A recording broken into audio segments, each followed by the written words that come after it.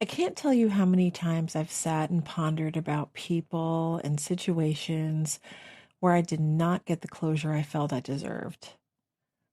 I spent time and energy and resources on people who ultimately did not make the cut because they either prematurely cut ties without explanation or made impulsive decisions to end friendships, relationships, and connections based on some obscure thought process that I could never wrap my head around.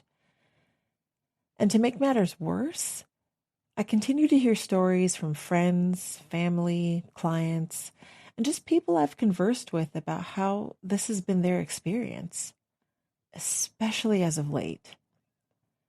With the new era of dating, social media, and just a more isolating world that looks connected, more and more of us are dealing with a concept that can leave invisible scars with enormous and long lasting impacts: ghosting. Welcome back to Rooted and Rising. I'm Dr. Carmela Maxell, and I want to broach a subject that far too many of us have had to navigate. Have you ever had someone just disappear? No fight, no explanation, no closure. Maybe they stopped answering your texts. Maybe they unfollowed you. Maybe they slowly became harder and harder to reach until one day you realized they were gone. If you've ever experienced that, you know something interesting happens. The conversation keeps going, not with them, with yourself. Did I do something? Were they upset? Should I have reached out one more time? What happened? Today, I want to talk about why unanswered endings are often harder than painful ones. Because psychologically, our brains don't like unfinished stories. Our brains crave closure.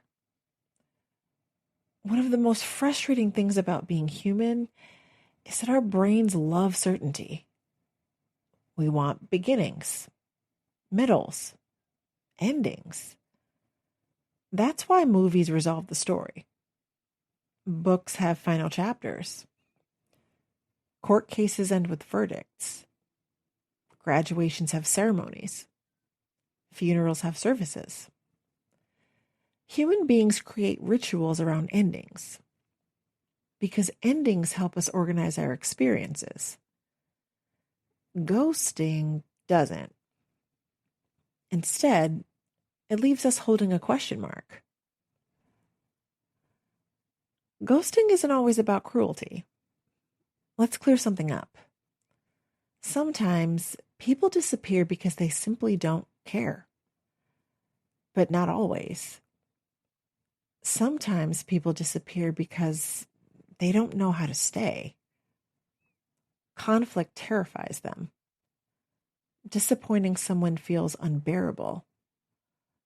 They've never learned how to say, "I'm sorry," or "I don't think this relationship is working anymore," or even, "I need space." Silence becomes easier than honesty. That doesn't make it healthy. It doesn't make it kind, but it can make it understandable. Avoidance feels good for about 5 minutes. Here's the tricky part. Avoidance works, at least temporarily. Imagine you have a difficult conversation waiting for you. You don't make the call. Immediately, you feel relief. Your brain says, "See, we solved the problem." Except you didn't. You postponed it. That relief teaches your brain something dangerous. It teaches avoidance keeps us safe. So next time, you avoid even sooner. Before long, you're not avoiding conversations, you're avoiding intimacy. Let's shift perspectives for a second. If you've been ghosted, please hear this. Your brain will desperately try to fill in the blanks, usually with self-criticism. I wasn't enough. I said something wrong. I should have been different. But here's the truth.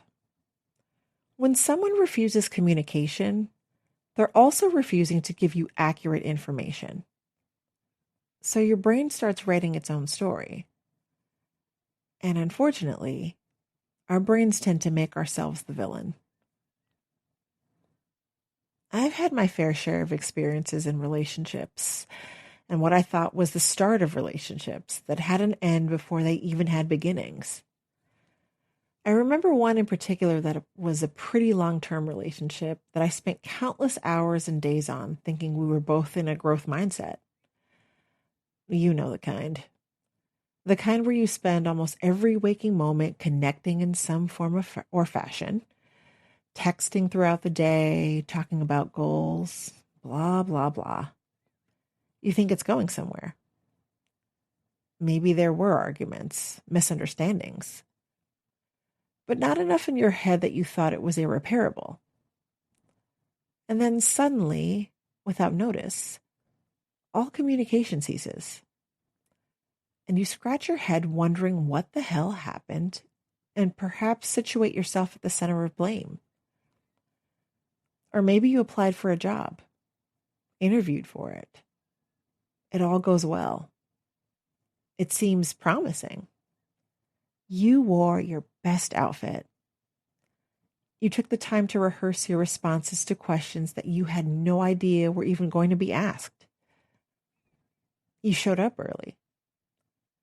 The room was warm, inviting, and you were left with the feeling that this could be it. The interviewers don't use the typical lines that HR blogs tell you mean that they are not interested. You send your follow-up thank you email, and then nada. You're left wondering if it was something you said or some credential you had or didn't have, or if you had too many credentials and they didn't want to pay you for being a rocket scientist. Can I offer a different way to think about ghosting? Sometimes the person we've disappeared from is ourselves. We stop writing, we stop painting, stop exercising, stop singing, stop calling friends, stop applying for jobs, stop dreaming. We slowly disappear from our own lives, not because we don't care, but because somewhere along the way, life became overwhelming. Sometimes the hardest relationship to connect with is the one we have with ourselves. So what if you never get closure? Here's the question everyone asks. How do I move on if they never explain? It's one of the hardest questions in psychology. Because closure isn't always something another person gives us. Sometimes it's something we build ourselves. Closure isn't agreement. It isn't understanding. It isn't getting the apology you deserved. Sometimes closure simply means saying, I may never know why, and choosing not to let that uncertainty control the rest of your story. So, what do we do instead? If you're the person who tends to disappear, ask yourself something. What conversation am I avoiding?